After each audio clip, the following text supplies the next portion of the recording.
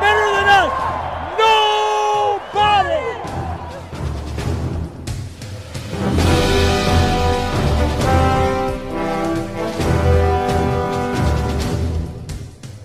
You want to focus on the things that have made us good all year long, an intensity that they can't match. And the other thing is the ultimate disrespect is when somebody takes what's yours. And this is our game, so that makes it so personal. Dominate on 3. 1, 2, 3, dominate! I need 60 minutes. 60 minutes of me! You got it. 60 minutes, no business, no mercy! Nothing but stop bubble! You got me! We're gonna ring the bell! We're gonna ring that championship bell! Ding, motherfucking dog!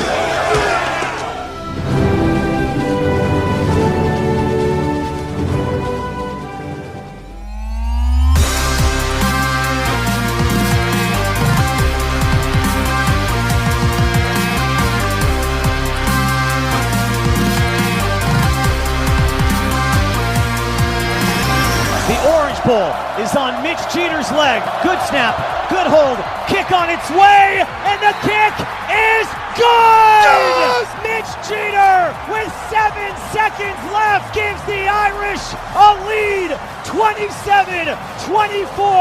Notre Dame is on the precipice. Notre Dame has won the Orange Bowl. 3rd and 16, Mahomes rolling out. Looking, firing, intercepted, picked up by Cooper DeJean, gets a block, DeJean is in, touchdown! The Philadelphia Eagles have won Super Bowl 59. They have beaten the Kansas City Chiefs.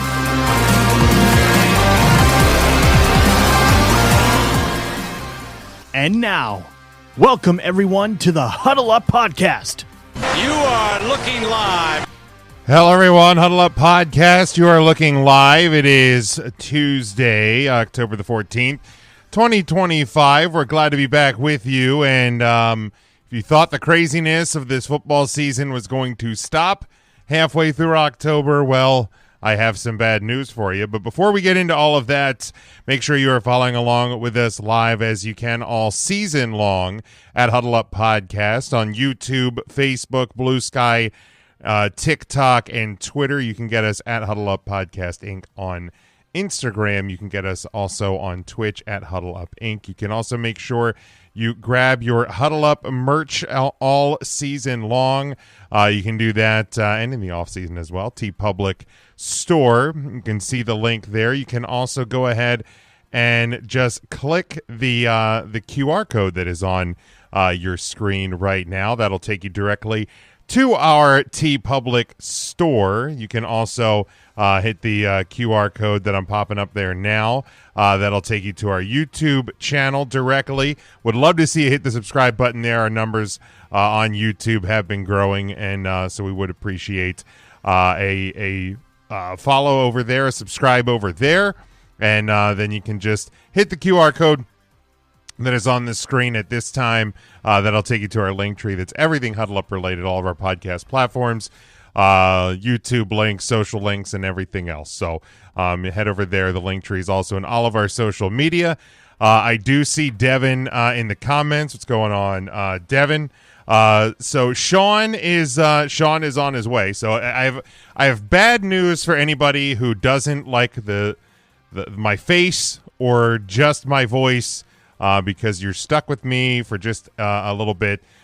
Sean is on his way. He's trying to explain to EJ that a couple of wins over bad teams and then one win referee assisted over a good team does not mean that you're back. And if you don't know what that is referring to, we'll explain during the power rankings. I don't get break my income, but yes, EJ, I know, but it is something that we'll address later. So I'm flying solo for a minute. I haven't done that in a while. So hopefully somebody will come rescue me soon. No, but Sean, and sometimes we get a Mike drop in. Sometimes you get EJ or a Kyle drop in. So, but it's just going to be me here for a minute until Sean does hop in. So I hope you're doing well.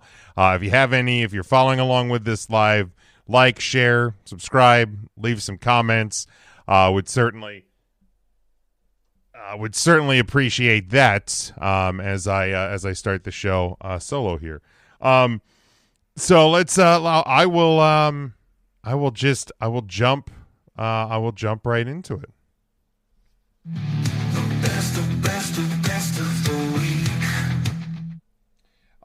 So as we do each week here on the show, we look back at the best from the weekend that was, and the football season so far has been giving us plenty to talk about, plenty of good, plenty of bad, plenty of ugly, and of all seasons to not continue to do those two portions of the segment.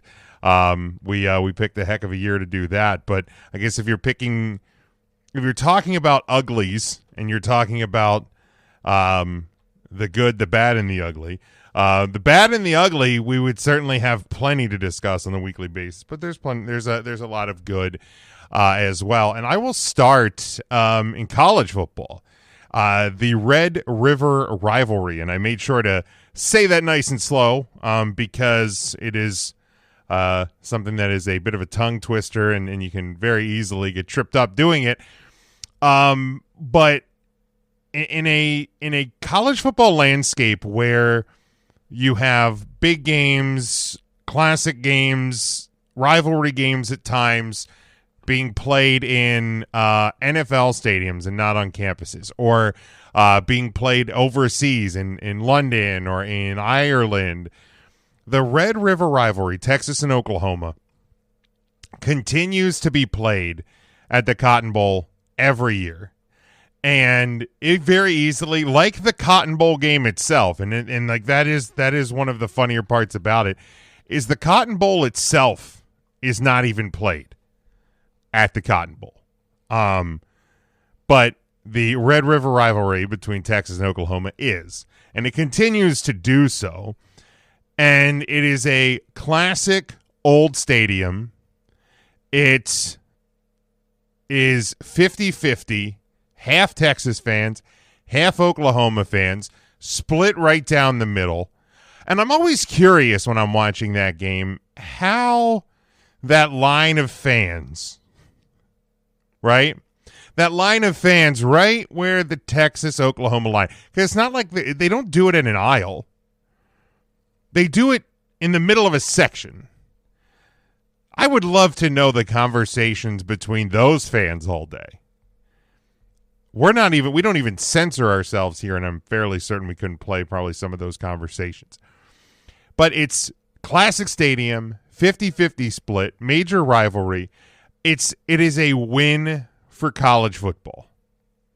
It's a win for college football. It's a win for classic college football, classic sports. Texas gets the big win, a much-needed win. You got to wonder if Mateer, the quarterback for Oklahoma, is healthy. I know he played, but certainly not 100%. You got to wonder if he's at 100%. If the game doesn't go a different direction, but a big win for Texas. They are now finding themselves back in the top 25 after the win. They get up and they move up to 21. Oklahoma falls down to 14 this week with the loss against Texas. So Oklahoma still in the mix for sure, but a hit to them, falling 8 spots this week. Texas came up from being unranked. Speaking of rankings, 5 teams who were not ranked last week have found their way in. USC, of course, Texas, Utah, Cincinnati, and Nebraska not ranked. Illinois out, Michigan out. Washington, who is a one-loss team, not in yet, and are none too thrilled about that. if you listen to the discourse on social media. But just a tremendous Saturday in college football, as it always is with the Red River rivalry. It's something that, if you as a college football fan, it's almost appointment television. It's one of those games that, Army, Navy, Texas, Oklahoma, Auburn, Alabama. We have one coming up, Notre Dame, USC this weekend. Going to be a big one in South Bend. We'll talk about it in a little bit, but there's just some of those games. Miami and Florida State was a good one this year. There's just some of those games. The game, Michigan, Ohio State, must see appointment television if you are a college football fan. So, but yeah, that was my best out of the college football world. And in the NFL, and I really do think there's a good bit in the NFL that could be considered a best. Just weekly surprises, right? If you're a fan of upsets, if you're a fan of chaos, well, first off, college football presents plenty of those as well. So that's not just isolated to the National Football League, but week in and week out, we're reminded just as we start to think we're figuring it out, it's all making sense. We know who's good. We know who's bad. The picture's starting to get a little clearer. And then there's just these little reminders each week that we still don't really know a whole lot of anything.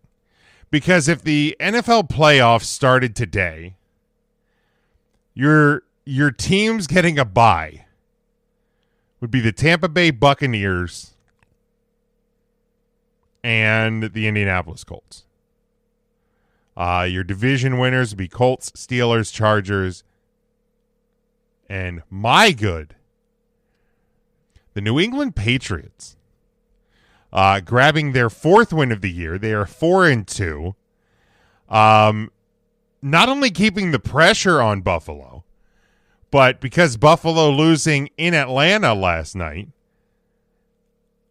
the New England Patriots are now sitting atop the AFC East.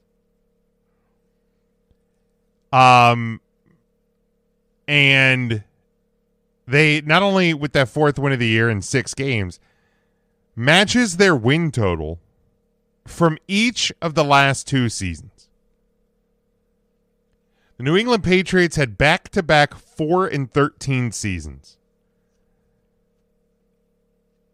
They move on from 2 different coaches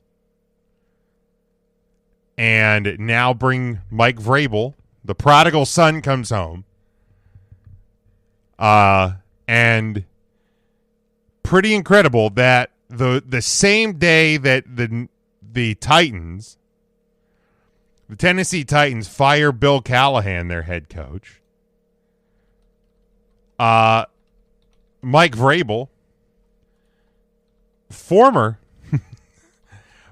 Titans coach, and his new team in New England now sit atop the AFC East. Of course, Mike Vrabel, AP Coach of the Year in 2021, was fired in 2023. His successor, Brian Callahan, 4-19 as Titans coach, and was shown the door. Shown the door this week. Mike Vrabel only amassed a 54-45 record in Tennessee, but certainly not given all of the tools to win there.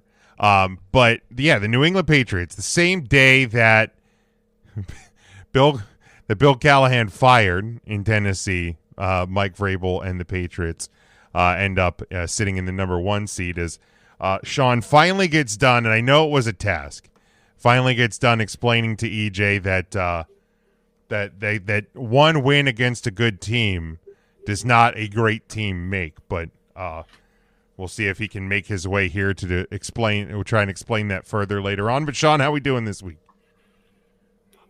Well, doing fine now. We're back. We're in the program. Got had a cold over the weekend. Still recovering from the coughing and such. So the voice is not at its absolute best, but we're gonna get through. We'll power through. But yeah, I had my best, Sean, in college football, the Red River rivalry. Obviously a classic matchup there. And then I was just saying the New England Patriots matching their win total from each of the last two seasons. 4-2, and with a loss in Atlanta with the Bills last night, finding the Patriots finding their way atop the AFC East standings. Pretty impressive stuff so far.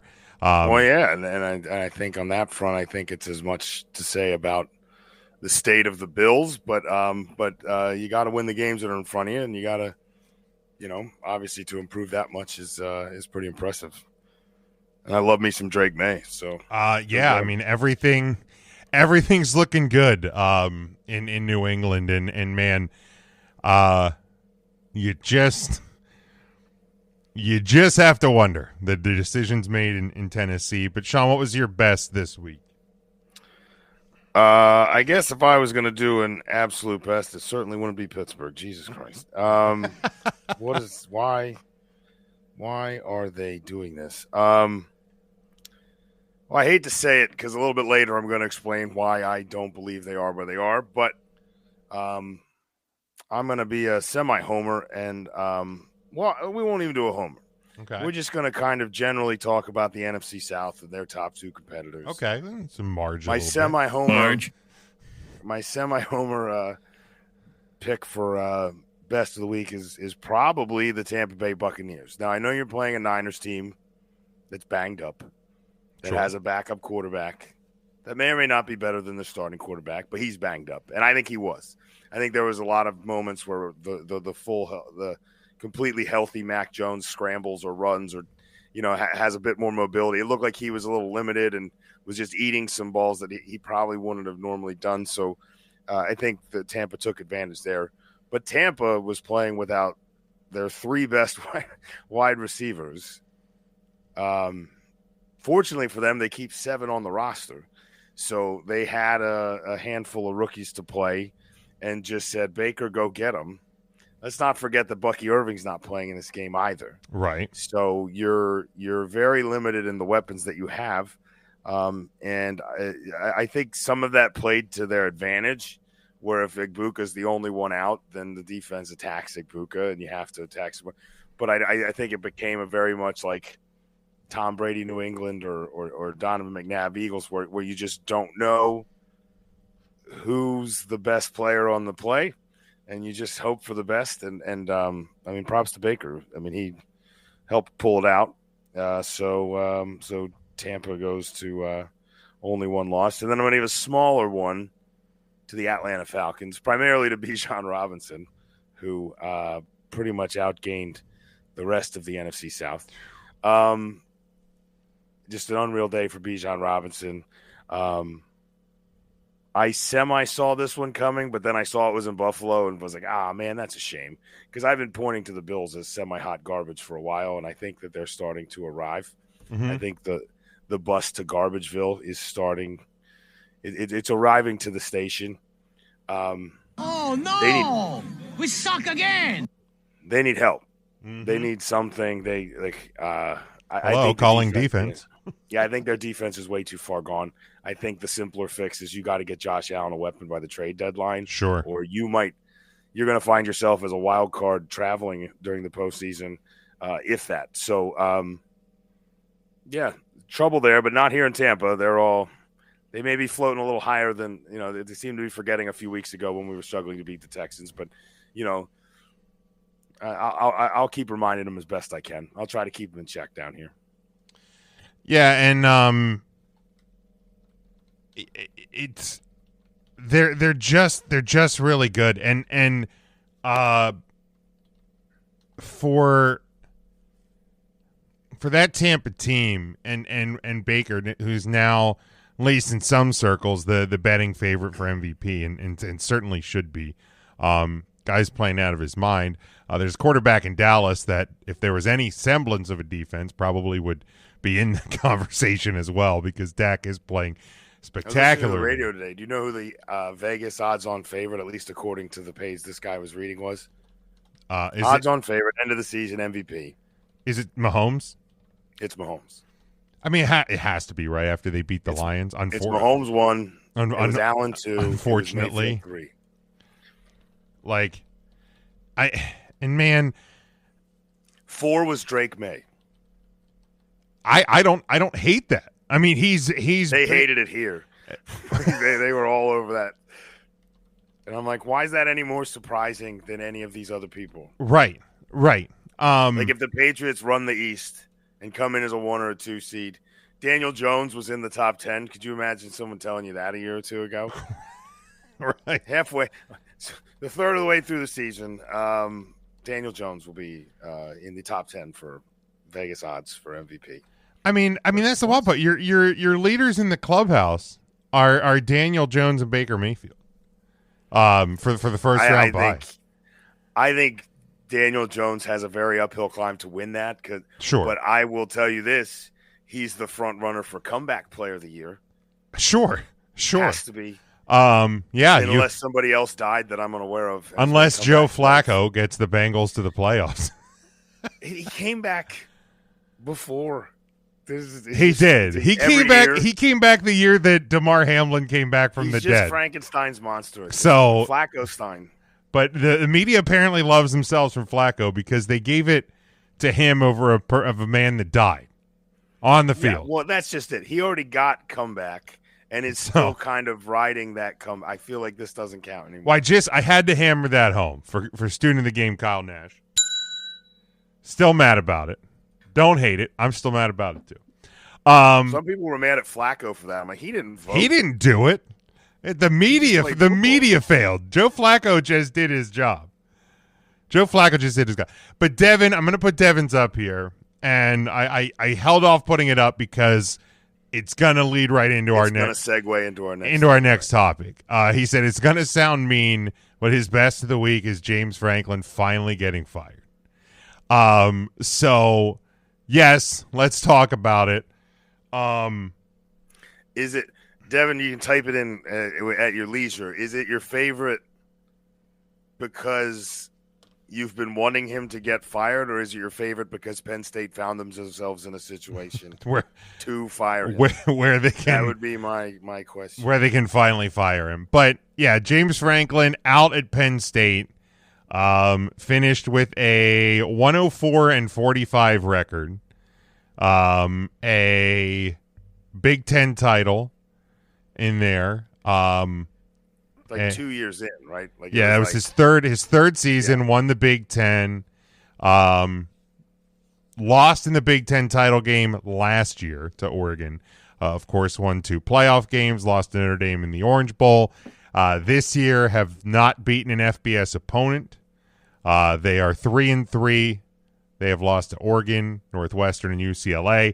That national title run, was that the year of the big Ohio State upset whiteout game? Was that Yeah, that was 20. Ohio State. Yeah, that was 2016. That was his. And I found this. I saw this. How long ago that game was? Yeah, 2016. He's been there since 2014.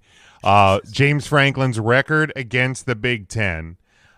Winning records against most. So winning records against Illinois, Indiana, Iowa, Maryland, Minnesota, Purdue, Rutgers, Wisconsin, and now new teams, Washington and USC.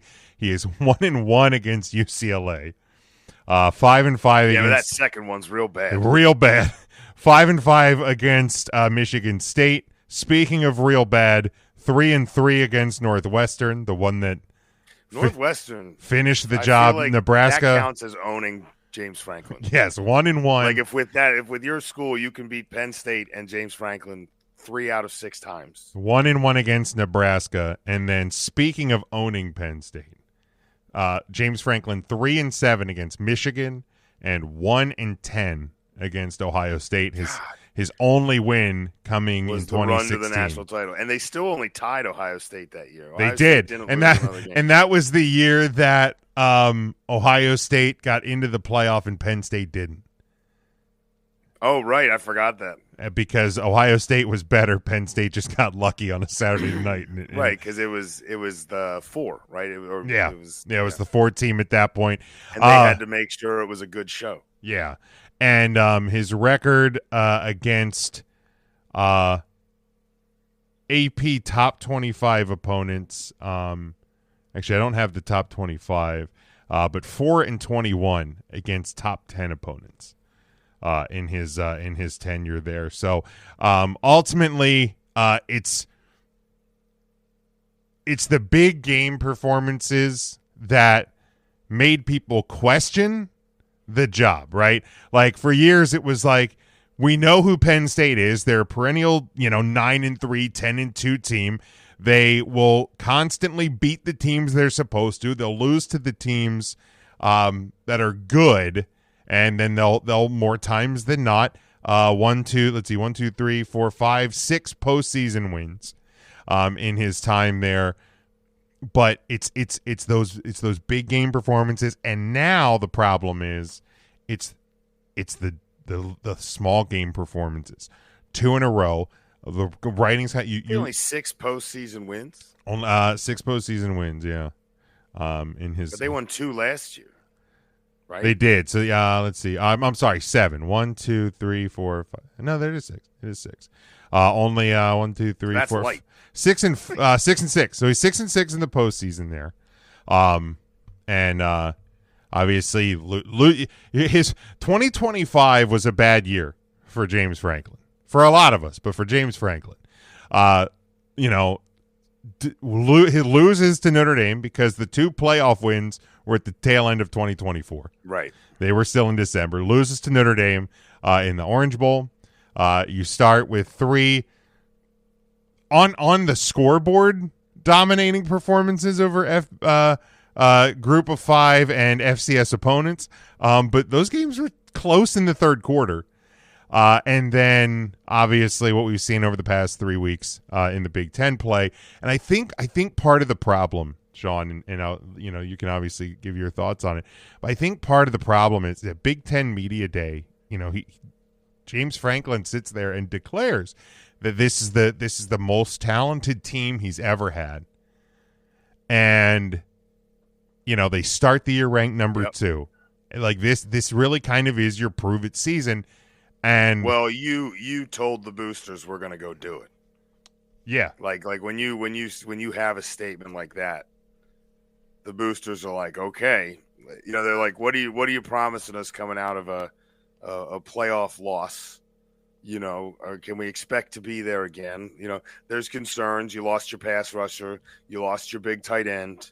There's some talk, were the guys that stayed back actually as good as everybody thought? And for him to say that, it sounds like, hey, those guys were great. We've replaced them. We're moving forward, and we're even better.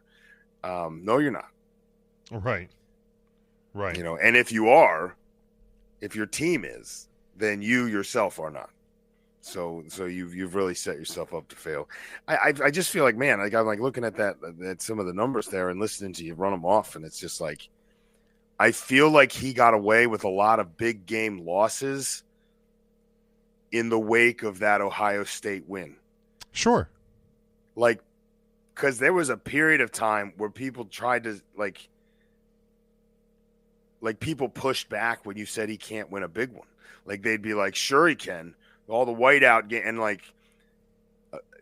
the whiteout wins were tricky too because they started scheduling less big whiteouts. I looked at the schedule, some of these whiteout games in the last 6 years. There's some mediocre teams on there, and and it wasn't just like, oh, Michigan's coming. They also, I feel, have played Michigan once in the last 6 years. I feel like they don't play them. Well, it hasn't always been the whiteout game, because I know 2 years ago when Michigan went on to win the national title, It was Strone Moore and company that came in. It was a Saturday afternoon game. And of course, they had a whiteout game against like Minnesota. Yeah, and of course that was the game where Michigan literally just ran the ball. They didn't throw a pass the whole second half and beat them. So, literally told them what they're going to do, and Penn State couldn't stop them. Did you see Cordell Jones or whatever, his tweet about I did not. Where Cordell Jones tweet is like, this guy's got the heist of the century. Convince a college program that you're worth $100 million and then just stink for 4 years and just walk away with $50 million. I mean, it's a good deal. It's a smart play. Like, so there has been a lot. I don't know if it's true. I saw today. I actually wanted to ask you about it, if you had seen it. And with AI, I never know anymore, and I didn't have time to check it. But I saw a thing that there may have been written into his contract that he has to try to coach again. Okay, so there is a deal that it did come out that there or something. Yeah, that he per, I don't know if it was per terms of his contract or per terms of the firing or whatever, that he does need to look for other jobs, whether it is in coaching or broadcasting, because it's the $49 or $50 million buyout or whatever it is, somewhere around the $50 million mark. And I heard that whatever he's getting paid, that they will basically take that out of like the buyout. So say he gets they're paying him $50 million, they're making sure he gets $50 million total. So he'll get his salary plus the remainder. Yeah, I think it's like around $8 million a year for the buyout. It's $8 million a year, so it's not just like a lump sum. It's $8 million a year. So let's say he gets a job at let's say LSU is hiring, right? Like at the end of this year, hypothetically, and James Franklin gets hired there at $4 million a year. Penn State would only then owe him $4 million for a year. Yeah, like they only have to pay the difference so that he would get the equal payout. In terms of that, like, just goes and coaches like a high school team somewhere. Yeah, right. Something. Here's the deal. He will land somewhere. I'm sure that if he chooses to for PBS continue, well, there is no such thing as PBS anymore, unfortunately. We got a cat appearance. But I'm sure he will land somewhere. I mean, we make jokes about him. We have fun at his expense because it's been fun watching Penn State fail. But he will land somewhere. He at least is a above average coach. Again, 104 and 45. I mean, I was going to say, do you think he'll be a head coach? Is he the kind of guy that will want to stay in Division I as like a coordinator, or is he a guy that would settle for a smaller job, or maybe something out in one of the kind of fringe conferences, something in an AAC or something like that, that maybe gets a head coaching job there somewhere? Well, I think there's a prime opportunity because again, I mean, he was 24 and I thought you were going to hint at a prime. I thought it was going to be like a Colorado. Well, and first off, I know I've never been the biggest Deion Sanders fan, but he spoke recently. I think 2 weeks ago, he was barefoot on the sidelines. Said he's still dealing with more blood clot issues. So all the best health wise. I mean, nobody wants to Deion Sanders. How much but James Franklin, I mean, I know it was in a 3-year sample, so it was a smaller sample, but he was 24 and 15 at Vanderbilt. So he's coached in the SEC, coached in the Big Ten.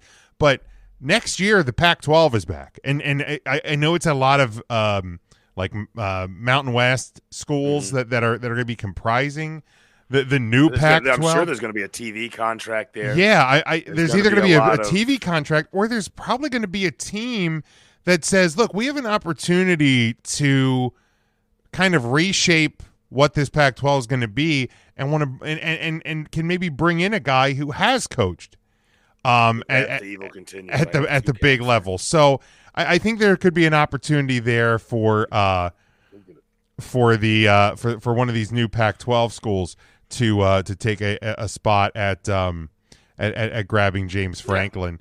No, I think that's very realistic to think, and I'm sure he'll run through all of the potential options and make a choice there. Oh, sure. So And Devin did say here, he said it was just time, and when your star quarterback gets injured, you're not doing your job to protect him as a head coach.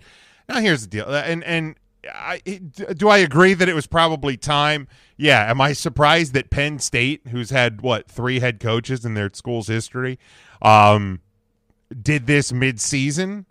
It's a little surprising. However, when you already had I think it lost 2. Yeah, they were at the end of the season. Well, yeah, and I think part of it too, though, is I saw there was some recruits, like high school, like that were already starting to decommit. So I think it was a business decision for Penn State to try to stop the bleeding there, so to speak. Well, and I think the rest of them are starting to swing out too. It's just by doing it earlier, it gives you an opportunity to try to, whether you're swinging those kids back in or go look for others, you need to show that you're on a path somewhere. Otherwise, nobody's coming. Right. So, right. I saw Indiana swept up at least a couple of them. Yeah, already making calls. A 5-star running back recruit who decommitted has a visit in South Bend this Saturday. So grab them where you can for sure. But in terms of the quarterback injury thing, and obviously a devastating injury, Drew Aller out for the year with a broken lower leg. I feel for that kid. Man, absolutely stinks. Obviously, way too early to tell if he's going to go NFL draft or petition for a medical red shirt to try to return. Probably likely to transfer somewhere would be my guess. That's kind of what I'm. But we'll see, because the draft stock obviously would have taken a big hit with that injury. So my guess, again, pure speculation, Drew Aller probably medical red shirt. And we'll probably see him back in college if that would get approved. But I don't think that injury's James Franklin's fault. That's just kind of a freak play, bad angle on the tackle, that sort of a thing. So I don't think that's the James Franklin fault. But some of the names, Sean, as we look ahead again with the on-screen graphic I admittedly had a little fun with, but the Penn State hiring, some names kind of already coming up in discussion. I think the 2 biggest ones, Kurt Cignetti, the head coach at Indiana, and Matt Rule, the head coach at Nebraska. Obviously, both of these Big Ten, fellow Big Ten members. Matt Rule probably, I believe, is the the betting favorite, which feels like such a weird thing to say. But he played at Penn State in the 90s, has certainly been around, got a tremendous season out of Temple. Baylor turned that program around a bit, making Nebraska, again, they're not a national powerhouse yet, but certainly he has already made them better than when he got there. Well, they're relevant at least. Right. So you gotta, better than they had been. You gotta think that, and I think Penn State's AD today did say, they're gonna kind of expand all options and all potential coaching opportunities. So, are you picking up the phone to Nick Saban? Are you at least giving him a buzz? I mean, why not? You're calling. I guarantee you're calling Urban Meyer's people. Well, yeah. You're calling Nick Saban's people. And I know, like, there was a well, I don't get brain man cold, but there was that's him calling it a play. The quarterback's like, my hair's not working. It's not. There was an On3 Sports report earlier today that one of the names that Penn State wants to target is Marcus Freeman. And here's the deal: they're probably.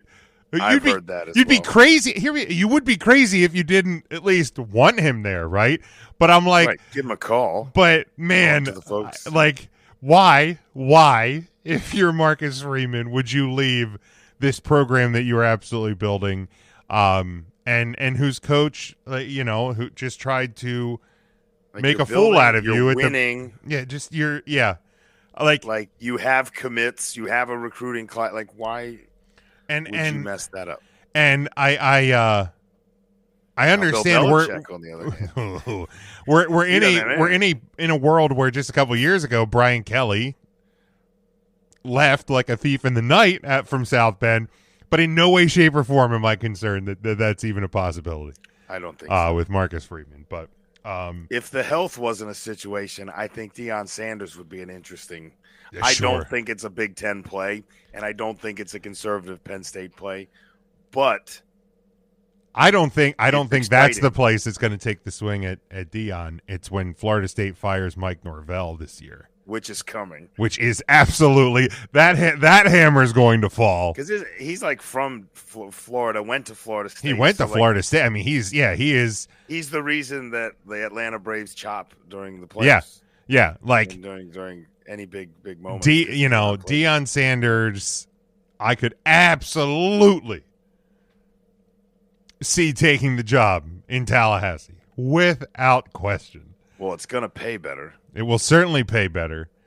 And I don't think the Cowboys job opens up after this year. I think Probably Jerry not. likes Brian Schottenheimer enough. He likes a pushover. So, yeah, and Deion is not that. So I think Deion doesn't feel like the right coach for him. No, certainly not. But Brian Kelly may be looking for work if a job, yeah. If LSU doesn't, although that buyout even bigger. I think that buyout's like $58 million. They owe him a ton of money. Yeah. So if they fire Kelly, then I feel like every other sport at LSU is just going to be in big trouble there for a minute. But anything else on James Franklin, Sean, before we get into the predictions here?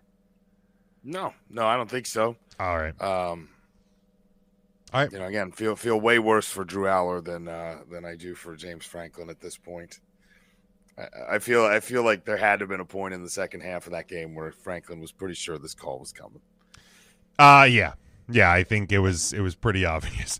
I have a feeling after the second loss, there probably wasn't that many more keepsakes in his office anymore. Nah, he's probably put a few in a box. Yeah, he's probably packing them up. Moving to the old storage. All right, moving on. A big weekend in college football coming up this weekend. We have 5 games to pick. And those are all top 25 teams. I know, right? This is a big slate. Playing against each other. There's some other big games mixed in there as well with teams, one being in the top 25, others not being far out. So let's dive right in. Number 10, speaking of Brian Kelly, right, here we are. Amazing how that timing works out. Family. Number 10, LSU. They are 5-1. They travel to number 17, Vanderbilt, who is 5-1. LSU 5-1 as well. Vanderbilt, a 2.5-point home favorite. 49.5 is your over/under. This one Saturday at noon on ABC. Well, I've been high on LSU all year. I think Nussmeier was on a path to the Heisman. Unfortunately, I think that requires LSU to win all or close to their games. Probably. So for that prediction to happen, I need them to win. But don't discredit Vanderbilt. This is an incredibly good football team. And you know what? In a home environment against Big Game Brian, now Big Game Brian gets to sneak in at a noon game, so that may affect things. It's not prime time. But give me the Commodores. Give me Vanderbilt. Give me win and cover. And I like a defensive game. I'm gonna take the under at 49.5. Yeah, look, Vanderbilt, they stayed competitive with Alabama, but I just don't know if there's enough there to beat what I think is a better LSU team. Now, again, big game, road game. We saw South Carolina almost beat LSU last year. We know the history with Brian Kelly. It's not hater. It's just... And we're sitting here again. We're sitting here again talking about the same things. We know the history. It's not being a hater when it's fact, right? Right. But in a college football coaching landscape that I feel is going to become very chaotic, I feel like Brian Kelly and company know that their seat's not getting any colder. So I feel like that's going to be enough to push them over a Vanderbilt team that just won't be as good. So give me LSU to cover. Give me LSU to win on the road. And I will take a slight over. And, man, it couldn't have been even just more perfect. We're sitting there. We're talking about family, right? We're talking about family. And the man himself, student of the game, Kyle Nash, showing up. Coming in to talk about those Commodores. Listen, we talk about how drunk the NFL is, but I feel inclined to evoke Step Brothers all the time when I'm looking at Vanderbilt. What the just happened? I'm telling you, it's crazy. By the way, I feel compelled to ask, What the fuck happened? Exactly. I feel compelled to ask, did you say all the stuff about it not being hate if it's real and all this other stuff? I did say that. The digital green room, or is that just No, you heard me. You heard me correct, sir. You heard me correct. No, and some of the props for LSU were difficult for me to digest, and then you're talking about family with your brother right here in the room. This is how devoted you are to the Brian Kelly cause. I'm the one on here weeks back that said Notre Dame would make the playoffs despite. What the fuck just happened? So, What the fuck happened? And here they sit at number 13. We'll talk about them obviously in a second, but that later. That's right. But no, if you're asking me to pick, it doesn't matter the spread. I'm just not brave enough to pick the Commodores, though. If they win, I will give them props and be unsurprised. Shouts to the SEC Shorts Vandy Pimp for all the stuff that he does on that video. Did you hear my pick? I did hear your pick. I enjoyed it too. Buddy, I don't feel like the only reason there's a losing pick is with the benefit of hindsight. You know what I'm saying? Right. You're credible either way. Take the under, damn it. That's the bet. We know, and we. Hindsight is 20/20, my friend. Devin has LSU in the under in this one. Then we move to 3:30 Eastern time. Stay on ABC, at least for the first 2/3 of your college football day. You can hang out on ABC. It's number 5 Ole Miss. They're 6-0. They travel to number 9 Georgia, who is 5-1, and a 7.5 point home favorite. Your over under on this one is 54.5. Sean. Well, I mean, you got an Ole Miss game that an Ole Miss team that just survived a near misfire. I think Ole Miss, hopefully for their sake, is over that hump. Because for the most part this year they've played some really good football, and you don't want this to sort of slide down the wrong slope. Unfortunately for them, they have to march into Georgia, a team that, yes, we've had a slip up. But as Jim has said before, Georgia does not have a football problem. They have an Alabama problem. And so I feel like the Alabama problem is still going to just haunt them out there somewhere. But fortunately for them, I think as a football situation, there's less of a problem. And I think being at home and being a big game and a chance to kind of rectify what happened with Alabama, give me Kirby Smart. Give me the 7.5 and then some.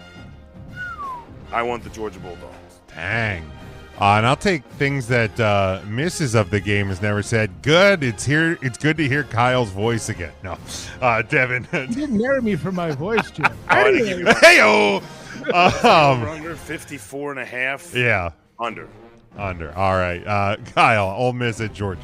Strong play with the under there, Sean. I agree. Listen, I know America wants Georgia to lose this game because then it's probably one less SEC team in the playoff, or at least so they hope. But for my money, too, This guy gets it. Yeah, exactly. I'm inclined to think, nonetheless, that Georgia does win this game.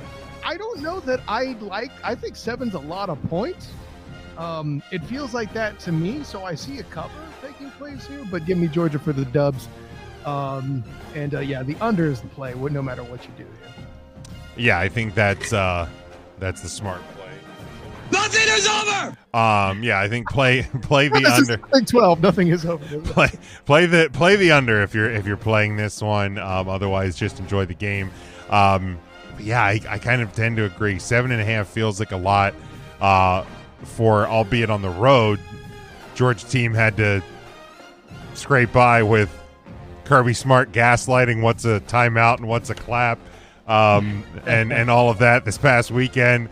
So I don't see Georgia running away with it even at home. I think Ole Miss covers. They'll stay in the mix. They won't fall very far. It's a quality loss that Kyle loves so much. So I will take Ole Miss to cover. Georgia still wins, but the under is the play. Devin has Georgia in the over. He thinks there's going to be a lot of points. Let the record show it's the committee that loves the quality loss. Yes, yes, you're right. My bad. All right, moving to Saturday night, 7:30. This one's still on ABC. He tried to tell you, but you wouldn't. I will pressure you to change the channel at 7:30 or get a second TV like I have in my living room. That's actually the smarter play. Sorry, Prime Days just ended, so you're going to have to pay a little bit more for it. But Saturday night, 7:30 on ABC. It's number 11 Tennessee. They are 5-1. They travel to that team that gives Georgia problems, and they are number 6. Alabama. The 5-1 Crimson Tide. They are a 7.5 point home favorite as well. You're over under 58.5, Sean. Well, I like Tennessee. I like the fact that they're relevant again. I like the fact that they have a good football program again. I think the college football landscape is better when Knoxville and the orange and white are competitive. So it's great to see them competing in the SEC. I think this is going to be a rivalry-style smash-mouth football game. I think there's going to be some high-flying moments. You're going to have a lot of speed. But for the most part, this is going to be back and forth, and it's going to be fun. I think Alabama is a little stronger and a little deeper. I feel like they are also – it's hard to say they're a little hotter when you both come in at the same record, but it feels like they're a little hotter. They're still riding the wave of that Georgia win. I think they ride that wave. Sean, the tide. I think they ride the tide. Roll Tide. I think I'm gonna take the Crimson Tide here. I think that they Alabama. I think the Tide continued to roll. There you go. But they're not going to cover. I feel like this is going to be back and forth. It's going to be a close game. Give me Tennessee to cover, Alabama to win, and give me the. Well, they like a lot of points. So do I. Give me the over at 58.5. I think this one's gonna be a lot of offense. This is not your granddad's SEC. Student of the game. No, it's not. Puff pass up in this humpy bumpy. I'm taking the over as well. By the way, how about Tennessee looking smart telling Nico no? I just want to get that in here real quick. Say what you will. I would have never thought Josh Heupel was the dude that stared somebody in the face after he had her cover him with the black and gold banneret. Yet here we are. I'm still got it, folks. Yeah, exactly. I got Tennessee here as well. I got the high flying action. I think Tennessee's busy flying under the radar because the world's still going, hey, look what happened. The fire's burning when Nick's gone. And they're not paying attention. And by the way, that was a great Alabama pun with the Tide that you volunteered. Hey-oh. Dang, these guys are good. I'm blessed to be around these quality people. Got them. Oh, wait, hold on. I should have hit this one. I forgot I put that on there this year. Learned his comedy at the School of Hard Knocks, Bill. Come on. This guy, he's good. You're good. Yeah, I knew you'd take Tennessee. You're the only 10 I see, Kyle. Oh, boy. I mean, if you guys want to get fancy with each other, I can leave if you guys want. Leave you guys here alone by yourselves. You're still cute too, Jim. Yes. Glad to hear that. Well, I hope so because I look just like yeah, but I'm prettier. This game is certainly over. A lot of points are going to be scored. Two really high-powered offenses. Defenses, while they'll make stops, will struggle to do that as well. So much like Kyle, I like Tennessee to cover. I think 7.5, is a lot of points when it's going to be this sort of kind of a shootout game. I think Alabama still squeaks it out, but I think Tennessee does get that cover. Devin has Alabama and the over as well, so at least we get the agreement there on the points. Speaking of points and points being scored, flip over to NBC at 7:30 on Saturday night. You have an over/under of 61.5. Number 20 USC. They bring their 5-1 record to number 13 Notre Dame, who is 4-2 and a 9.5 point favorite. This thing started around 7. I've seen it as high as 11. So a lot of points in ND's favor. But Sean, I will make Kyle be the meat in a Homer sandwich. So Sean, you can go first. 9.5 points. Yes, is a lot of points. It's a lot of points. And USC's coming in hot. Fresh off a big win. I don't need to talk much about Notre Dame other than the fact that this is an offense that has woken up, and it seems to be a defense that when it wants to settle in can play maybe not as well as they did last year, but definitely a lot better than people were questioning coming out of the first 2 weeks. I not only think Notre Dame can win, I think, obviously for your season's sake, you need to, both from a staying alive standpoint and a show that you can win a quality game standpoint. Give me Notre Dame to cover the 9.5. I'm going to take them to cover the 9.5, and in doing so, 61.5. You're like, no way can a game cover 61.5. That's not out west. They want you to think that. They want you to think. Because this freshman kid at South Bend can put up points, and I think USC is going to force him to. USC is not going to go away. They're not going to go off into the night. They're going to keep scoring. I think they're going to force Notre Dame to score. I think this is a game with at least one team in the 30s. So go ahead and give me the over on that. And, go Irish. Yeah, keep in mind, Notre Dame, Texas A&M was 41-40. So we've already seen a lot of points scored in a game in South Bend this year. So USC knows how to score too. So they do. I think it's a good bet. Student of the game. Absolutely. For clarity, when this comes to this game, there's going to be more scoring than when the Nice brothers hit the club. Let me be clear, guys. Call me a non-homer of the Irish. Talking about a club sandwich. See, the sandwich puns keep going. I like it. But no, for me, listen, I know it's alleged that I'm an Irish hater despite the fact I have picked them to make the playoffs. Well, guess what? Allegedly. What was the name of that sandwich, gentlemen, at KFC where it was the chicken? And then double stack? The double down? Double down? Well, I'm about to double down on the freaking Irish winning and covering up in this humpy pumpy. Meat, not the goddamn bacon. Bring it. It's because you're delightful, but also sometimes really salty. Are you saying that you're doubling down? Hey-oh! See what you Doubling did there. down. See what you did there. That's good. That's good. That's the one for the night, Sean. Do it, Sean Patrick. Yes. The man's got it. What the hell is this man's shades? Yeah, look. I need some. Yeah, I don't know. Look, after week 2, I was very down. I didn't believe the student of the game when he told me to relax. He did. He tried. He did. I tried to tell you, but you wouldn't listen. I didn't, and I've apologized. I've apologized multiple times. So I have faith. I believe in the man. I believe. And I believe in this Notre Dame team. The offense has sputtered a little bit the last couple of weeks. But it's wild to say that when you won both games by like 25 or more. But I was going to bring that up. It sputtered a little dramatic. And by sputtered, I mean they failed to convert things that you would expect them to convert early in the game. You can get away with that against North Carolina State. You can get away with that against Boise State. It's going to be a little bit of a bigger uphill climb if you're making those early mistakes against USC. Now, USC going to be without their top 2 running backs this weekend, so maybe it makes the defensive game for Notre Dame, which has gotten much better over the past couple of weeks, a little bit easier. But I also, and I can hit the button all I want.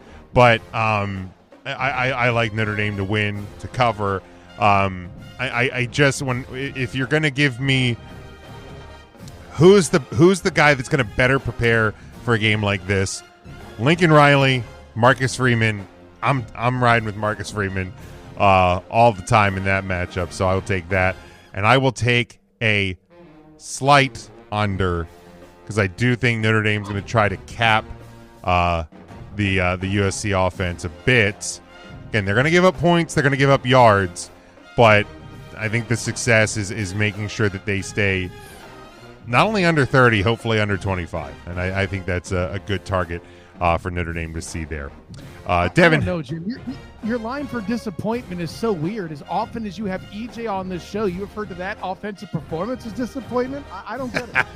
Well, EJ's performance is usually offensive, not offensive. But point well made. But Devin has Notre Dame and the under. And then last one, we go Saturday night, 8 o'clock Eastern time on Fox. It is the number 23 Utah Utes. Did you say Utes? Utes. They are 5-1. They take a 3.5-point road favorite to number 15 BYU, who is 6-0. You're over/under on this one, 48.5. And one of the things I love about this, and Sean, we'll go to you first, but BYU's quarterback is just slight under that 48.5, wearing the number 47, which I absolutely love. Sean. Well, I mean, if you can make it through this gauntlet of games and get to your 8 o'clock slate, I think you're going to be very much rewarded. I think this, with all these games we just called and the shootouts and everything else, this could be as the most exciting game of the day, if not one of the most exciting games of the day. This is a rivalry that's been hot in recent years. I think this is probably the biggest stakes the rivalry has seen, probably all time. I mean, I haven't researched that, but I highly doubt, with the emergence of the playoffs and the top 12, I mean, the winner of this game is on a good path to be in that top 12 come the end of the season. So very high stakes in this game. BYU won the last two, if I remember correctly. Utah, man, that quarterback for Utah is real good, and I like him a lot. And I like him so much that I am going to ride the Utes into BYU. Utes. I am going to cover the 3.5 points. Give me Utah.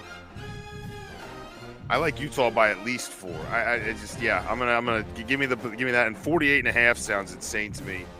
I think over's your play here.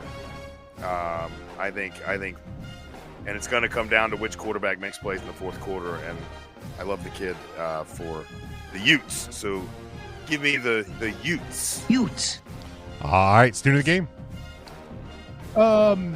I'm sorry, what conference is this again? He says knowing exactly what conference it is, but getting an answer so we can reference why he's picking the over. Exactly, it's the Big 12. So with all that being said, taxes over.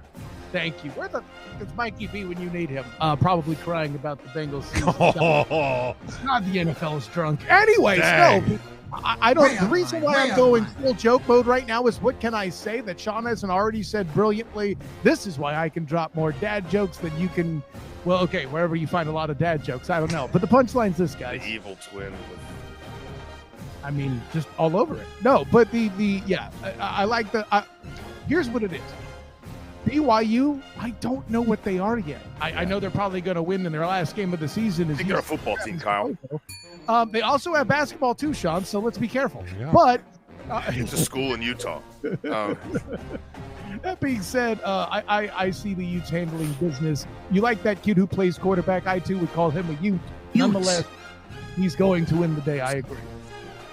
Not going to deliver the same remarks, so I will just agree with the panel here. I think Utah wins. I think they cover pretty easily that 3.5, but absolutely be over. The 48.5 points in a Big 12 game. Let's get real. Come on now. Someone hasn't watched this podcast. Like, honestly, what the heck are they doing? So, yeah, very easily Utah gets the Utes get the win on Saturday night. So quite the gauntlet. on Saturday. Get your yard work, get all your honey-do lists and everything done early on Saturday, so that you can savor what is going to be should be a pretty exciting. Just put it off to Sunday so you can put it off to next week. I was going to say, or if you're a Giants fan, you could just do it Sunday because you don't want to watch that ish anyway. Hey, I mean that's the second place team in the NFC East right now. This is why they call it the least, Jim. Dude, you ain't kidding the way that goes. By the way, it's great that you're named Jim because then I could do a Tony Romo impression. That's why they call it the least, Jim. There we go. I like that. Well played, sir. Well played. All right, let's move to the National Football League, where we are moving into week number 7. The two teams on a bye, and boy, these bye weeks couldn't have come at a much better time for both the Buffalo Bills and the Baltimore Ravens. They are just, not only them, but their fans savoring the fact that their team does not play this. Week 1 seems a long time ago for those two programs. What we thought was like an AFC championship game preview. Oh, my God. Was just like a display of teams who have zero defense whatsoever. The only thing more drunk than Bills fans at a tailgate is this damn league, gentlemen. That's all I can tell you. You are not kidding. Like I was saying at the top of the show when I was probably floundering by myself, was just that every time we even start to think that we might be figuring it out. Nope. No. Not a clue. Throw just it's the Sheldon Cooper scene where he comes out with the papers. Yes. And just chucks them in the air. That's the NFL season at this point. The secret is just listen to EJ and do the opposite. That's the one thing that's predictable. That is correct. This guy gets it. I did like somebody say, and credit to him, or even when you start off the year incredibly poorly with your best bets. The one week he had gone 1-5 in his 6 bets, and like he posts them, and then this one dude in the comments was like, "Bro, you went 1-5 last week." Like just as a matter of fact, just called him out. So, but kudos to EJ for still trying. All right, let's go Sunday, 1:00 on Fox. It is the 4-2 Philadelphia Eagles. They're a 2.5-point road favorite at the 3-2 Minnesota Vikings. Your over/under is 43.5. Let's tune in the game. For me, it's hard for me to take the Vikings that seriously. Am I the problem? Can somebody help me? Usually. Sometimes, but I don't know if you are on this one. Yeah, right. I know there are plenty of times where I can pull the Taylor Swift defense, and it has nothing to do with the Chiefs, and I think this game is one of them. And I have a problem here, but I apparently not. It's hard for me to take the Vikings seriously, but hey, let's be honest. For all the dismay that the Eagles have been facing, and I have no idea how many times on this show you guys have talked about optics with EJ over the past few weeks with the Eagles, but in this case, I think it's rightly so. Going full clad on that, I apologize. But and rightly so. Yeah, I feel like I got the Eagles in the cover regardless. I'd consider the under here, but that one's a little tougher for me to pick out. JJ McCarthy returned to practice. Still don't know. I heard rumors that it's a new QB show. Yeah, it's return to practice. Don't know what that means for game time availability, of course, as this show is airing. It is Tuesday, so plenty still to learn there. But Sean, Eagles, Vikings. Yeah, I mean, when you're sitting here going, well, is there a QB2, a QB3, QB1, QB... It's like a QB matrix up there in Minnesota. I don't know if that's good or bad. I guess maybe it's like, well, who are we preparing for? You just prepare for the Vikings. They're going to try to run the ball. They're going to try to play good defense. And you're going to have to figure out what the heck's going wrong for 2 quarters out of every 4. That's what you got to do. The good news is the Eagles don't even have to focus on it because they got enough to focus in their own house. The good news for the Eagles is that there's enough talent in the building that it shouldn't be impossible. And I don't know that there's enough in Minnesota, at least not from what I've seen, to get this going. And as much as there's issues in the secondary and there's other things that are very concerning to me approaching the trade deadline, the guy behind center is not one of them. The guy behind him is not one of them, and the guys that he's throwing to are not one of them. And I think when push comes to shove, well, one of the guys might be, but that's not the deal. Not concerned. Okay, I feel like it's going to come down to the Eagles O versus the Vikings D, and I think the Eagles O has the advantage. Give me the Eagles to cover the 2.5, though probably not by much the way the season's been going. This isn't going to be a blowout win. And at 43.5, yeah, somehow the Vikings always find a way to score points despite whoever's there. So, slight over. I like a slight. Man, what I wouldn't love to see J.J. McCarthy get another win that I'm watching. It's such an opportune time. But I don't know. I don't know what this Vikings team is. They beat a Bears team who's not even as good as they are today. They've also beaten the Bengals and the Browns. They've lost to the Steelers and the Falcons. I have no clue. Two of those games were in London. I have no idea who they are. Right. Like all of those teams have no clue. Yes, the Eagles feel like they are going through it right now, right? Like, but who isn't in the NFL? I mean, most teams are going through it at the moment. Not the Colts. Not the Colts, not the Bucks. But yeah, I just when I'm looking at the two situations, as much as I hate picking them and I would love to see struggles continue, I the Eagles are the better team, and maybe getting away from Lincoln Financial Field may be the best medicine right now. Go on the road. You have to perform better as a team on the road, I think, sometimes. So I do like the Eagles to get the win. I think they do get that cover. Let's get a few extra to prepare with that Thursday night.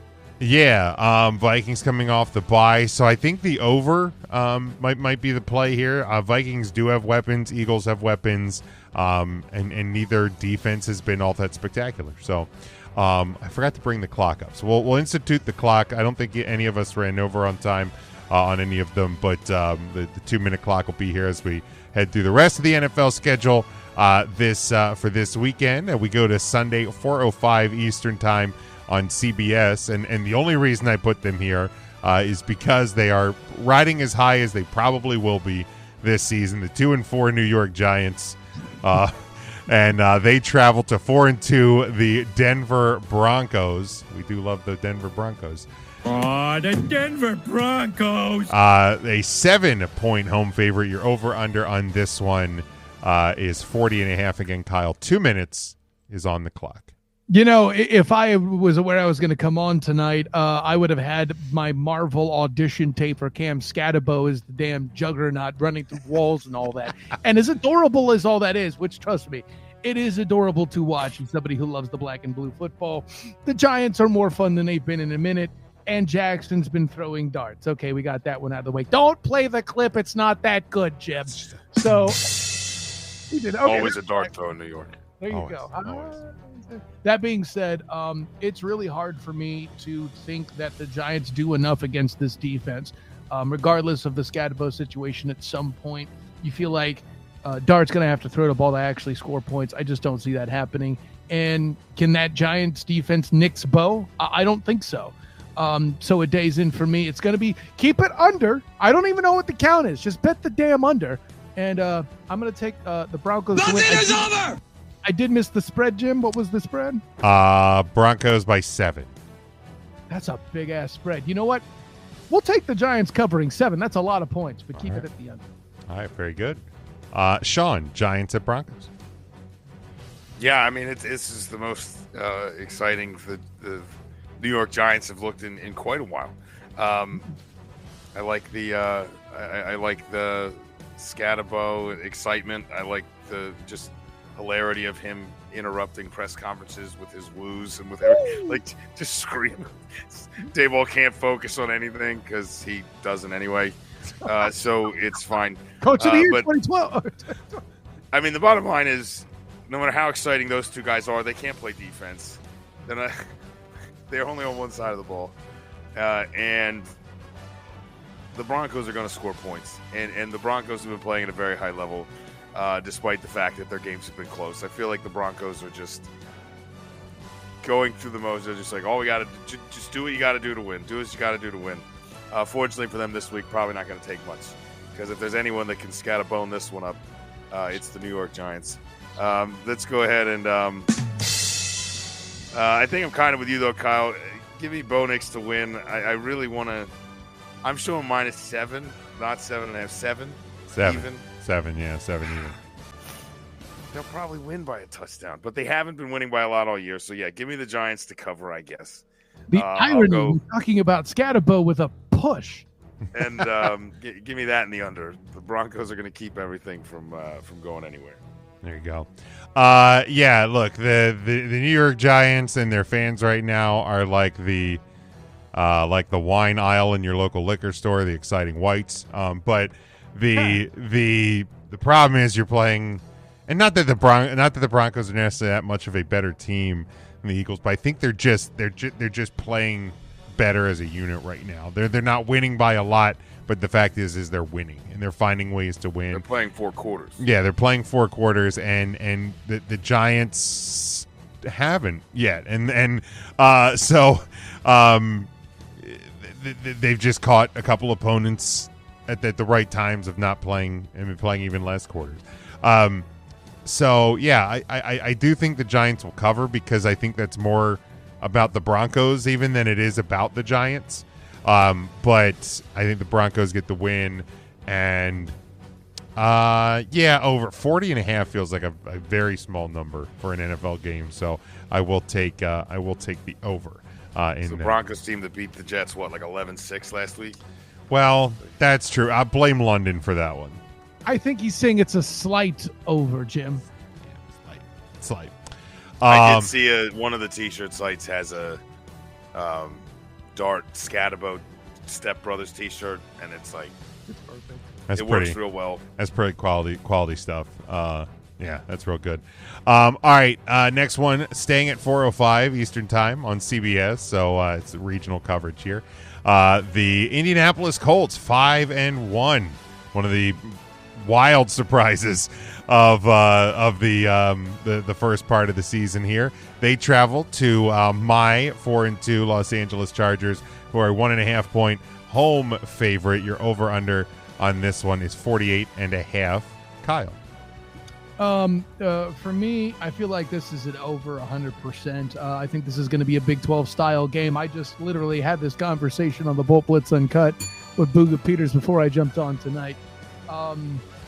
This defense sucks with Los Angeles right now. Losing Khalil Mack early was a problem. This O-line being absolutely decimated to where I heard this crowd on the Bolt Blitz Uncut celebrate that Trey Pipkins might be back on the offensive line, which for those of you, if you follow the Chargers, it's just absolutely nuts that anybody would say that.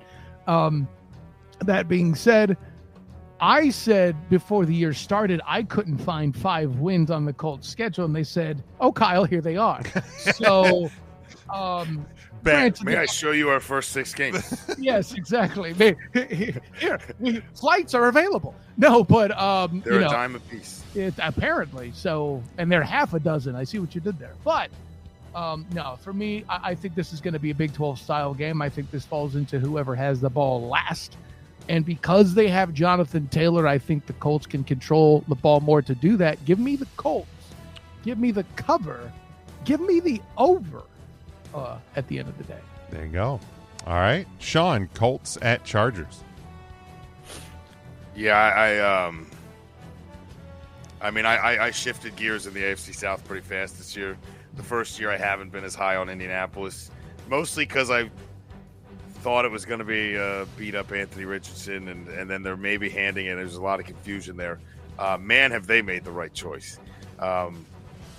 Finding a guy that will thrive if you just play balanced football and ask him, surprisingly, not to screw up. Apparently, if all you ask him to do is just don't screw this up.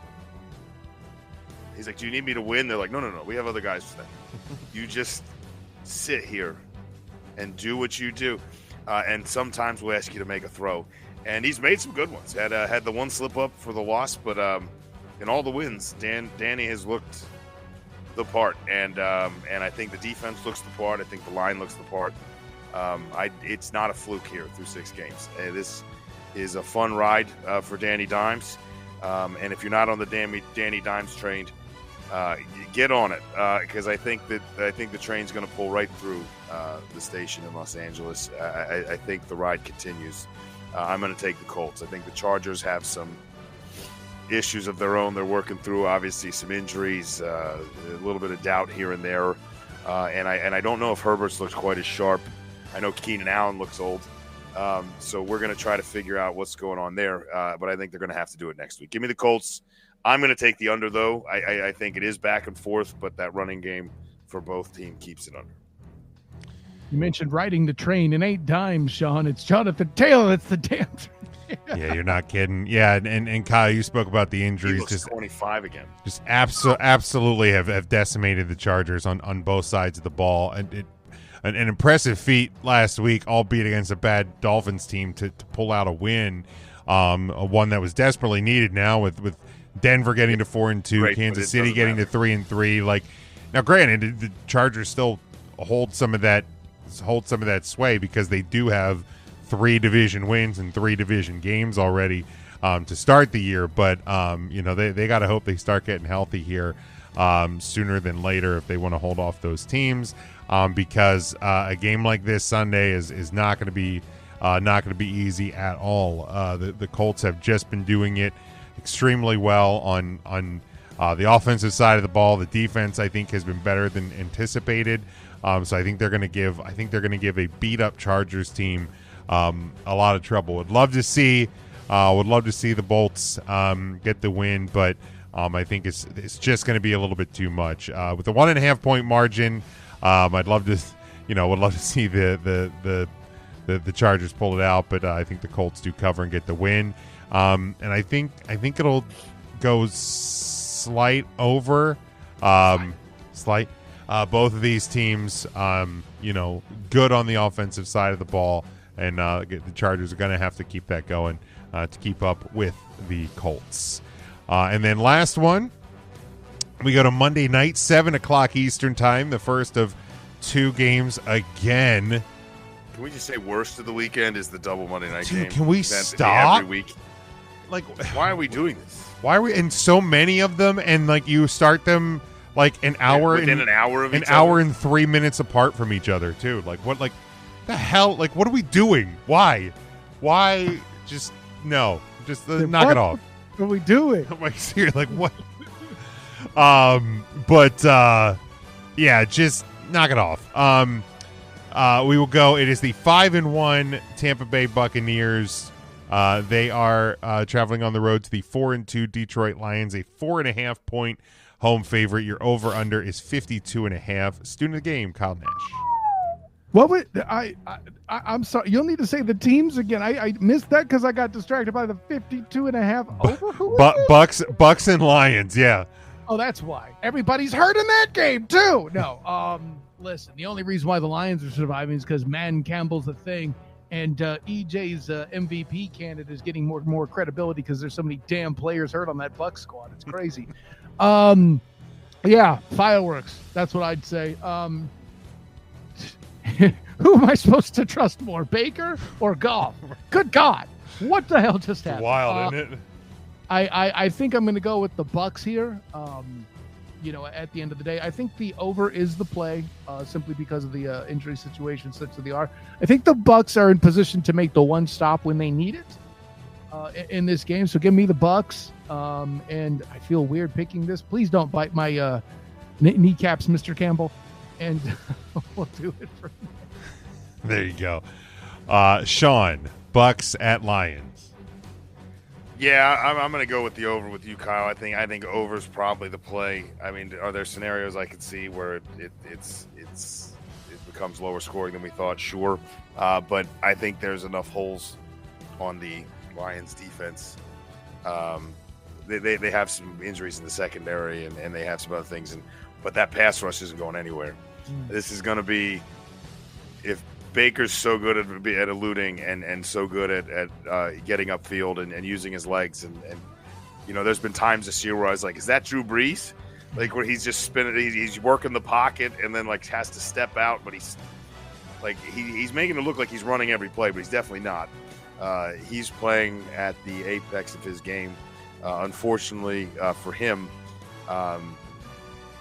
that is not against the Detroit Lions. I think the Detroit Lions right now are, although it may not reflect it in a couple of minutes, they are still probably the best all-around team in football right now. And I think they're going to get a chance to climb over the Buccaneers in that argument. And they're going to do it. They stumbled. They come back home. Man Campbell's at home. Jared Goff looked upset.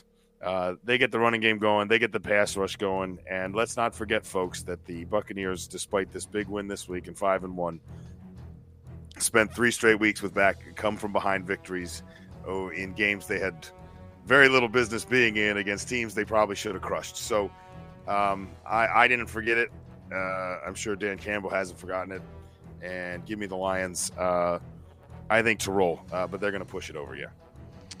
Yeah, close wins by the Bucs over the Falcons, over the Texans, over the Jets, over the Seahawks, and only 11 points over the beat up 49ers team. So 5-1, you still got to win the games, but right, you're there. A lot of close margins there for the Bucs. Yeah, close margins for Tampa Bay.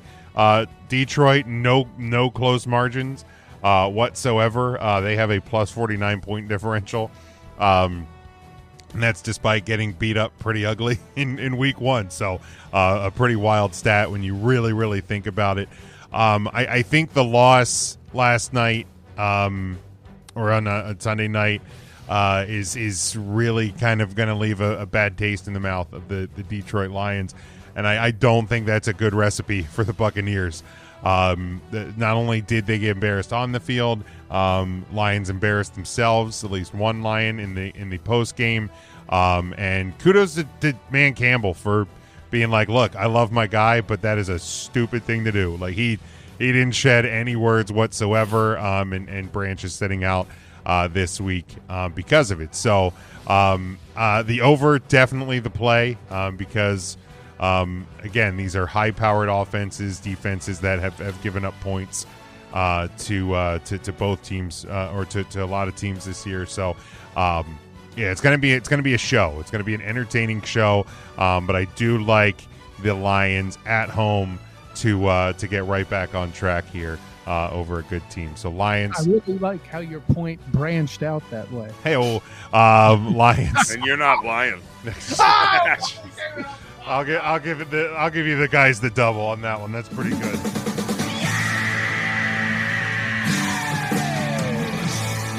Yeah, Detroit with the win, the cover, and I will take the over as well on that one. So that is where we close the book on week number 7. Yeah, we motored through that last game. I'll tell you what. Motored, I get it.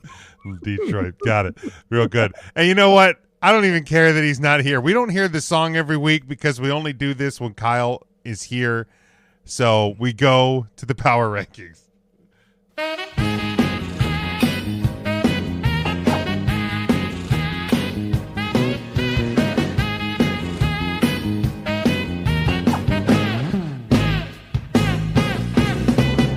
Somehow the care survives every time I've done that so far. I have no idea. It's just spectacular work. So yes, it is the power rankings as we sit here going into week number 7 of the National Football League. You know the deal. We do the top 10, the bottom 5. I will give EJ's. I will also give Mike, and I will also give my own. But we will start in the bottom 5. EJ has Raiders 28, Dolphins 29, Saints at 30. Those Jets. If I can, there we go. We know the goddamn Jets at 31, and the Titans, the now interim coached Titans at 32. Mike has Saints 28, Ravens 29, Dolphins 30, Browns 31, and the goddamn Jets at 32. I think Mike's bottom 5 unchanged from a week ago. Yes, his bottom 5 stayed the same. Sean, who are your bottom 5 this week? 28, I have the just consummate underperforming Miami Dolphins. We'll take the Saints at 29, despite the fact I think Rattler's shown some promise. Still terrible football. I have the Titans only at number 30, despite EJ's desire to keep them at the bottom. The Browns currently sitting at number 31, and at number 32, the goddamn Jets. Yep. So last week, because other teams were worse, I had the Titans out of my bottom 5. They find their way back in with a loss. Saints at 29. Ravens continue to fall to 30. I'm going to keep punishing. I put them in a couple weeks ago. I'm going to keep punishing them as long as they keep losing till they prove to me otherwise. Dolphins 31, and yes, the goddamn Jets. Like, I mean, somebody remind EJ that the Titans have won a game. Well, they have. They won one, and I also followed you and put them out last week to reward them for that win. Yeah, they find their way back. Blocked another win. That did not pan out well. Does Brian Callahan have a tie to the Cowboys somehow? Maybe. Let me check. If he does, I'm thinking that's why you have the Titans hires, because they fired their coach. You know, you being a Chargers fan and everything. Well, I mean, just trying to tighten things up. Come on now. This team is so bad. It seems like they have hepatitis C. Anyways, so got him. Come on, Sean. No, there was a Callahan I think it was a Brian Callahan that coached in Dallas. This is not that Brian Callahan. And it was the Browns that drafted Bo Callahan. That we remember. And Tommy Callahan sold a bunch of brake pads one summer. But it's got to be your bull. One summer. You get good looking at Callahan. By sticking your head up there. It's got to be. It's got to be your bull. If I mention a different movie, does that make me the black sheep on this show? Hey, well played, sir. There's again, like, and I feel like it's similar on both the tops and the bottoms here, but I feel like there's a lot of bad. So I like any objections. I mean, again, I still think the Jets should be in EJ's bottom spot, but I think the Ravens at 30's up. Yeah, the Jets at 31 annoys me. I'm not gonna lie. Yeah, that stings. Yeah, I mean, look, I put him at 28. I think 2 weeks ago. Yeah, 2 weeks ago. I mean, you don't live in Bernier's district. Are you trying to get his vote anyway? I just miss him. You know, I just miss him. Now I get it. It's a sentimental play. I do. But I put him in at 28 2 weeks ago, and then I thought, look, it was more based on expectation, and you're going to find your way out. And then they lost again. So I'm like, well, shit. I got to move him. I got to move him down one. And then this, I thought, yeah, they'll get back on track. Nope, sure didn't. So I just now here's where they'll probably bottom out, because they're going to bye week. So I'm not going to say the bye saves the day. And I mean, so do the fact that the Dolphins and Jets are just abhorrent. So Ravens, you've probably bottomed out, and hope you can find your way back out of there. So all right, let's go to the top 10s. I will start with EJ. He has Buffalo, the Buffalo Bills at 10, Steelers 9, Packers 8, Seahawks 7, Rams at 6, Chiefs at 5, Eagles 4, Colts 3, Lions 2, and Buccaneers at 1. Mike has the Jaguars at 10, Broncos 9, Steelers 8, Eagles 7, Chargers 6, Bills 5, Packers 4, Lions at 3, Buccaneers at 2, and the Indianapolis Colts at number 1. Sean. Starting back at number 10, the Pittsburgh Steelers, again, reluctantly. They're here because they only have one loss. With one loss, you're 10th, right? If you have a second loss, you are long gone. I just don't. I don't buy them. I don't know why. It's old. It's boring. I just don't like it. And and I don't think they're playing great football despite the fact that they're winning games. So I'm going to keep them in, but barely. Give me the Chiefs at 9. They are rising fast, and I think they find their way much higher on everyone's list next week. Eagles almost got thrown the whole way to 10. Like I got them low enough that they can fall off if they lose again. And I got the Packers there just because, even though that tie that seems a million years ago. Give me the Jaguars at 6, the Seahawks at 5. Those two teams are in the same class for me. Broncos, just better than the record and the scores indicate. Lions, probably the best, but sitting at 3 because the two one-loss teams are both good enough to pass them. Give me the Buccaneers at 2, and the team that's not the most fun for your average fan to watch, but really fun for me to watch, who loves just balanced, just run and pass, even split, defense, offense, even split. Give me the Colts at number 1. So it's like textbook football. I feel like anything like underneath the number 6. And I love the blue and white. I still love their jersey. It's classic. It's classic. Yeah. Like the other week when it was Colts Raiders, like that was like everybody was talking about like Seattle Tampa, like, and that like I mean that was the grand master of uniform matchups this year. It was what was hilarious was I was at a bar down here and like people were coming in and it wasn't even busy, like, but it was the only game on and the people were coming in like, are you gonna get the Buccaneers on or what? Like, they were like angry. They didn't know. Oh boy! And they're like, "This is it," and they're like, "No, they're playing Seattle." They had no clue. They had no clue. They're like, "What is this? Is this some?" I've only been a fan since 2017. Right. What do you mean orange? The creamsicle and tell them to shut the hell up. Exactly. You've got the most beautiful thing going on here. But enjoy it. But the Colts Raiders that weekend was a great number 2 uniform. Just a classic matchup. show. Yeah. Nice. All right. Again, this is one. It's probably just. I'm tying it to my best of the week. They're a team that's overachieving. I don't know yet. In this year's NFL, we don't even know what's overachieving and underachieving. I have the Patriots at 10, Bills 9, Steelers at 8, Seahawks 7, Chargers 6, Eagles 5, Packers 4, Lions 3, Colts at 2. And Buccaneers at 1. And speaking of, I just literally said I missed the sound of his voice, and Mikey B finds his way into the show. Mike, I miss you. Oh boy, you're all sorts of jarble. You sound like EJ when his Wi-Fi signal gets cut off.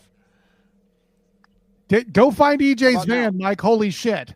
Oh, he's back at the break, Gary. Everything's fine. Are we good? We settled in? Can you hear us, Mike? We're good. Oh, I think I can hear you. Can you hear me? Yeah, we're better. Much better there. When you were walking, it sounded like, well, EJ usually sounds. Yeah, we felt like you were escaping the security van there, Bern. Yeah. Oh, I think you. I was trying to. There we go. God only knows what he was trying to do to you. It's not easy. You think it would be. It's not. Right. It's not easy. Look, I get hubba money. Who do you trust? Who do you trust? The Chiefs at 5. I know he's not even here to defend it, but that's absolutely insane. Like he didn't, for the record, and Kyle, because you guys weren't here last. He didn't even have them ranked last week. What the? And he launched them up to number 5. Like, and don't get me wrong. In the weeks to come, do I think they're going to be right there? Yes. Do I think EJ's trying to get a jump on it so he can do some kind of "I told you so" bullshit? Sure. Also, yes. Sure. It's nonsense. It's insane. You're not ahead of the curve. You're an idiot. Right. It's like they're 3 and they're still 3-3, man. Like they are still 3-3. I believe they've lost, Jim, to at least 2 teams who aren't even on the top 10. Yeah, they've lost to Chargers, Eagles, and Jaguars. So that's who Mike. Yeah. I was trying to figure out who Mike had. The Chargers are in. I have them out. And they've beaten the Giants, who are not good, and not great, Bob. And the Ravens, who are not good. Not great, Bob. And, of course, the Lions. So, again, I alluded to it earlier. I said a one good win does not a top 10 team make. No, and it's one of those things where, like, I have them emerging onto my list because they're a team on the rise, right? Like we're getting Rashee Rice back. The offense looks alive. The defense looks good again. They're playing good football despite the fact you handed a game to the Jacksonville Jaguars. Thank you for that, Kansas City, because that was a lock of the week that week. But and yeah, they're probably coming. But like you can't just be like, hey, they're coming. They're the fourth best team. And on paper, you look at the talent, you're like, they might be the fourth or fifth best team. But the Ravens aren't the 30th. You know what I mean? Like, we're just mapping it out how they played. And if you're 3-3, you're not in the top 5. I mean, I see you're working. We're 9, but to 5? Come on, dude. I hope somebody got the Dolly Parton. Right. Yes. Well played. I chose to ignore it. That's a you problem. I feel like there's a lot of stuff going on here. For one, if the Colts were in the SEC and we were talking college football, all three of you would be bitching how they got ranked this high and that the committee is false. The other thing is this, guys. Sit on your throne of lies. What's that? But I don't, sir. We've gone over that schedule too many times. It's okay. Though I will grant they probably should have beaten the Rams too and didn't. I get it. But you're going to have to help me with the Patriots, Jim. I know you tried to pseudo explain it, but if I have to pull the Taylor Swift defense, it's me high. Maybe I'm the problem. No, and look, so when I'm looking at these, and obviously these rankings from week to week have been volatile all year because the chaos machine. So I feel like everything below 6 or 7 is I'm probably not going to argue with anybody, right? Like, so even like Sean having the Chiefs at 9, I'm not arguing with it because I feel like there's just a lot of teams who are making a case. There's a lot of teams at 4-2. There's a lot of teams who are just kind of dancing in that. Are they actually good or are they like good in a chaotic world? So like when I look at the Patriots and I look at them compared to some of the other 4-2 teams, like Niners beat up coming off of a loss. Obviously, I mean the Lions I have up there. Like Broncos, like they're winning but not well. You have like a Rams team who played against a Ravens team that I have in my bottom 5 that just felt like they didn't win, the Ravens lost. So there's just this could be a 1 week sample. Like New England could go out this weekend and lose or play really poorly. Somebody else can impress me and they can find their way back in. But just in this chaotic world, some weeks that number 10 spot I think is just going to might end up being a feel good spot until our sample size. I know we're at 6 weeks. Until our sample size just gets a little bit bigger.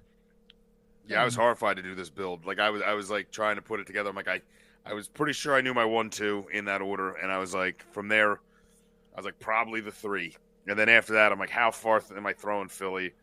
Like I was like, I like the Broncos at 4. I was like, but I got to see if there's someone else that jumps off the page. Like, yeah, it was. So I feel like it was like top 3 for me were like locked, and then it was like 4-8. And then it was like 9-15. So there was like 6, 7, 8 teams that I was like, you only got 2 spots. Like, yeah, I mean Broncos at 4 feels high. And believe me, I would have loved to have thrown Pittsburgh off of here. Right. But there is something to be said for the record that they have, and I gave it to them. Yeah. I was just like, there is nobody that would have rather have thrown them off than me. Right. Oh, I'm sure. And I had to keep them around, even though I don't buy them, and I'll just wait until I don't have to. Mike, I'll see that and raise you. You're the panelist that doesn't have the Seahawks. They beat the Jags, your number 10 team. They gave you an opportunity, but you didn't hand it to them. The Seahawks, why are you down on them, brother? I don't know that necessarily the Seahawks won that game as more as Jacksonville lost that game. They did have O-line issues. That's correct. That's it. It's more of the Seattle offense is questionable, and I feel like it was more of a Jacksonville L. That's why they fell last week. I believe I had them at 8, and it was more. I didn't have the Seahawks Correct. at all. Yeah, you had Jacksonville at 8. So it was more of a let's penalize the team that I feel like lost and not really award the team who survived. Yeah, because you don't want to say one. I was about to air quotes one. This segment's a lot shorter when people are consistent and aren't pulling things directly from their anus. Just to each other. Yeah, which we did obviously cover that with the Chiefs at 5. But yeah, I mean, yeah, Seattle again. Money. Okay, I said it. Well, no, it's the. Speaking of pulling things out of their anus, you can catch Kyle at the black and gold banneret. Hey, listen, they almost beat Cincinnati if they could, have more than 3 points, or 6 points. Oh, I just meant you. You can go ahead and compare it to your football team all you want. I just meant you. But of course, we'll let EJ explain himself. Well, I don't get the rain man cold, but. Well, that's a good point, EJ. That's a good point. You know what? Maybe I shouldn't. Thanks for the call. Maybe I shouldn't have been so hard on him there. But yeah, I mean, Seattle, obviously the survival. Kyle's dying again, the survival against Jacksonville. They lost to the Bucs, albeit a close one, but barely beat the Cardinals. Dominant over New Orleans and Pittsburgh. And then the loss to the 49ers. So again, they're one of those fill it in. All of these teams, it's they're all over the place. And so again, I think that 6, 7, 8, 9, 10, that little 3 to 4 team pocket is just it's gonna be a mixed bag, really, as every week. And I mean, even again, like, I didn't want to put the Packers at 5, but the problem was all the other teams that should have been above them kind of failed. So, yeah, I had to force the Seahawks and Jaguars up there. I was like, I like both these teams better than the Packers, and fuck it, it's my list. Yeah. Well, that's accurate. It is, in fact. And I was like, and the Packers have a tie, which for me is like 2 losses. Screw them. You had a tie against a team that you just all you had to do was keep driving, and they were like, we're just gonna hold here. Right, like the fact that you couldn't trust your offense against that defense, like. Because like they were cruising. Everybody was like, like, like, look, we'll just play for the next overtime. Everybody was to laugh. Love. Well played. Like everybody like laughing at the Cowboys for tying, and I'm like, look, I understand that it's funny and fun. That joke was golden to make fun of the Dallas Cowboys, but I'm like, that tie says so much more about the Green Bay Packers. It does. Than the Dallas Cowboys, because if you're on the 25-yard line and you don't trust your offense to be able to score against that defense, they could tie. Like they're not going to admit it, but I don't think they knew the overtime rules. They're that scared of Micah. Didn't you know that? Yeah, I mean, possibly because got down there and then they just threw like 1 yard and screen passes. Yeah, it was an odd exchange. Because like that, punish them for the rest of the year. Because yeah, I mean that tie almost felt like a win from a Cowboys fan standpoint, but Jerry yeah, Jones thoughts though. Jerry Jones, he doesn't know what I mean. He's as crazy as that gibberish talk. The clip we played. Yeah. Lou Holtz as EJ. Oh my God, it just like today just in the media just. We don't have a defense or defensive coaching problem. I'm like, Jared, what the fuck are you watching? You senile old bastard. What are you watching? Played by Lou Holtz as Jerry Jones. It just it's insane. Any other thoughts, guys, on the power ring? Just one. I know there were 2 or 3 gentlemen here wishing that they had an opportunity to get the Steelers off their list. May I suggest the Los Angeles Rams, perhaps? That was probably my 11. Yeah. If Puka doesn't destroy his ankle, and now I have questions on what that offense looks like without him. The Devontae Adams show. That's what it looks like. They probably are ahead of Jacksonville, but it's a concern of where does this offense look without Puka Nacua for the next couple weeks? Which means you're obviously saying the defense isn't enough, which is fine. I'm just saying that out loud so everybody knows. Yeah, I mean I think everybody gets to remember how good Devontae Adams is. I think that's what you're about to see. Possible. I mean, they scored 14 Enjoy points the against footwork, everybody. A Ravens team that gave up 180 points over the first 5 weeks. They're 30th, Jim. Yes, we know. So Bad. that's why I took the Rams from 10 and moved them out. That is why. All right. As we do, you know how we do as we close up the show each and every week. You better lock it up. You better lock it up. No, you lock it up. You lock it up. Lock it up. Lock it up. All right, we look ahead to the weekend that will be, and we will pick one thing that will happen this upcoming weekend. And Mikey B, since you're here, what will happen this weekend? I want to put in a Joe Flacco joke here somewhere, but I don't think I can bring myself to it. If you think of one later, you can always make a comeback. Hey! But he's not dead. Well, that's true. No, it's awkward. Thanks, Mike. You're welcome. Doesn't Missouri have a game this week? Who are they playing? Does anyone know offhand? Let me take a look here. I have a feeling you know, but you're going to troll us. Maybe. I'm not mad at you. I'm just saying that's what I think is happening. Is this Auburn, right? Yeah, they got. All we've heard all week is how Auburn was so close to making sure that Georgia had a tougher hurdle to get their way into the college football playoffs. Missouri had a chance to somehow stay undefeated in the SEC. Here's the deal. Missouri by 3+ touchdowns, and there's a coaching change coming in Auburn. Ooh. Auburn, but the freeze is going to be done. I get it. Wild. I like that.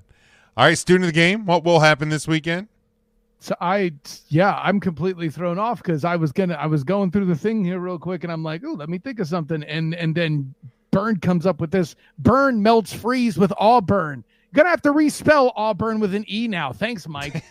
No, I alluded to it earlier, and I think I'm going to double down on it. And listen, even though I'm the alleged SEC homer here, I think Alabama allegedly to fall. I got Tennessee. I picked them earlier. I'm locking them up.